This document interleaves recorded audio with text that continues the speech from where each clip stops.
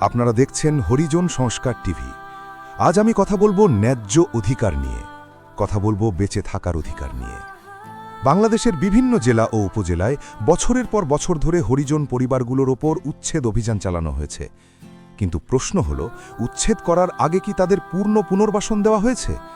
একটা পরিবারকে তার মাথা গোজার ঠাঁই থেকে সরিয়ে দিলে সে পরিবার কোথায় যাবে? রাস্তার পাশে, খোলা আকাশের নিচে? হরিজনরা আর্থিকভাবে বহু বছর ধরে পিছিয়ে। তাদের পক্ষে লাখ লাখ টাকা দিয়ে জমি কেনা সম্ভব না। ভাড়া বাসায় থাকলেও নিয়মিত ভাড়া চালানো কঠিন। তাহলে তারা যাবে কোথায়? আমরা সরকারের কাছে হাত জোর করে বলছি না, আমরা ন্যায্য অধিকার দাবি করছি।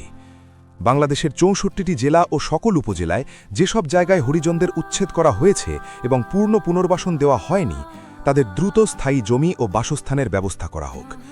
একটা সভ্য রাষ্ট্র তার নাগরিককে রাস্তায় ফেলে রাখে না। একটা মানবিক সরকার দুর্বলদের পাশে দাঁড়ায়।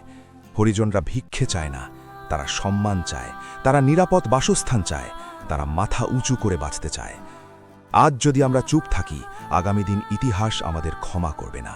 এই আওয়াজ শুধু একজনের না, এটা একটি সমাজের আর্তনাদ। আপনারা সবাই হরিজন সংস্কার টিভি পেজটি ফলো করুন। কেন করবেন জানেন? কারণ এই পেজ কোনো ব্যক্তির জন্য না, এটা একটি বঞ্চিত সমাজের কণ্ঠস্বর। আপনি ফলো করলে, শেয়ার করলে আপনার একটি ক্লিক একটি পরিবারের ন্যায্য অধিকারের আন্দোলনকে শক্তি দেবে। আপনার ফ্রেন্ড লিস্টে থাকা প্রতিটি বন্ধুকে ইনভাইট করুন, কারণ যত বেশি মানুষ জানবে তত বেশি এই দাবি জোরালো হবে। আজ ফলো মানে শুধু একটি পেজ ফলো করা না, আজ ফলো মানে অন্যায়ের বিরুদ্ধে দাঁড়ানো। এই কণ্ঠ থামবে না, এই দাবি থামবে না, যতদিন না প্রতিটি হরিজন পরিবার নিজস্ব নিরাপদ বাসস্থানের অধিকার পায়, ততদিন লড়াই চলবে। হরিজন সংস্কার টিভি, আপনাদের কণ্ঠ, আপনাদের শক্তি।